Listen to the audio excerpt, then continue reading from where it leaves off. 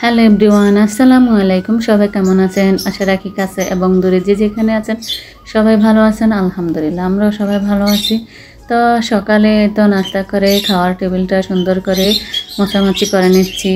নাস্তা খাওয়ার পরে একবার মুছতে হয়, দুপুরে খাবারের পর একবার মুছতে হয়, রাতে খাবারের পর মানে যখনই খাবো তখনই টেবিলটা মুছতে হবে। এটাই হলো কাজ। তো সকালের এই কাজগুলো আরও অন্যান্য কাজ আছে, আজকে আমার হেল্পিং হ্যান্ড আসে নাই, তাই আমি নিজেই এই যে ডাইনিং টেবিলটা মুছে নিচ্ছি। আর অন্যদিন উনি মুছে, তাই দেখানো হয় না। তো এই তো আমি আমার ডাইনিং টেবিলটা মুছে সুন্দর করে পরিষ্কার করে নিয়েছি। তো মোছামাছি পরিষ্কার থাকলে দেখতেও ভালো লাগে। তো আজকে আমার এই সংসারের কাজগুলো ভাগ করে দেওয়া হয়েছে। আমি ডাইনিং টেবিল মুছলাম, আর এদিকে এই যে প্লেট বাড়ি অনেকগুলো পরে আছে, তা আমার ছোটো মেয়েকে ধুতে দিয়েছি। ও মাশাআল্লাহ অনেক সুন্দর করে ধুয়েছে। মাঝে মাঝে কাজ করতে চায় না, তারপরও দেই। কাজ যদি না শিখে তাহলে কিভাবে হবে। এই তো এখন প্লেটগুলো সুন্দর করে ধুয়ে নিচ্ছে, আর এই একদম আমি দাঁড়িয়ে থাকি দেখে দিচ্ছি কিভাবে ধুতে হবে। তো মাঝে মাঝে আমার হাতের সমস্যার কারণে আমি ধুইতে পারি না, তাই আমার ছোটো মেয়েকে দিলাম আর কি। ওই সবগুলো প্লেট বাড়ি হাঁড়ি পাতিলগুলো ধুইছে।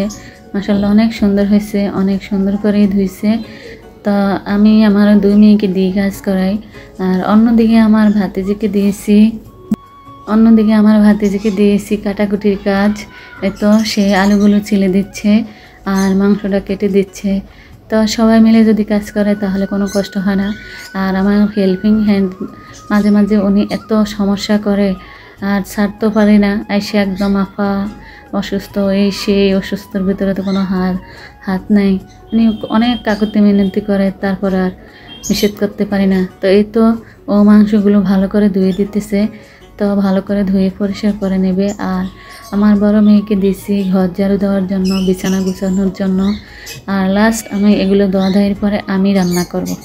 তো এই তো এক একজনে এক একটা কাজ করলে আর গায়ে লাগে না। তো এই তো ও সুন্দর করে মাংসগুলো ধুয়ে দিল, আর সাথে আলুগুলো ধুয়ে দিবে। তো এই তো সবাই মিলে কাজ করেছি, অনেক ভালো লাগছে আর কষ্টও লাগে না। আমি আমার মেয়েদের হাতে কাজ করাই, ওদের তো কাজ শিখতে হবে। হঠাৎ করে যদি আমি কোনো অসুস্থ থাকি তখন সংসারের কাজ কে করবে, সেই জন্যই আর কি আমি তাদেরকে কাজ শিখাই। তো এই তো আমি দেখিয়ে দিয়েছি এভাবে দো ভালো করে ধো।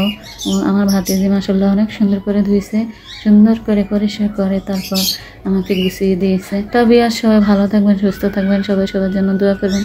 আজকের জন্য বিদায় নিচ্ছি। আল্লাহ হাফেজ।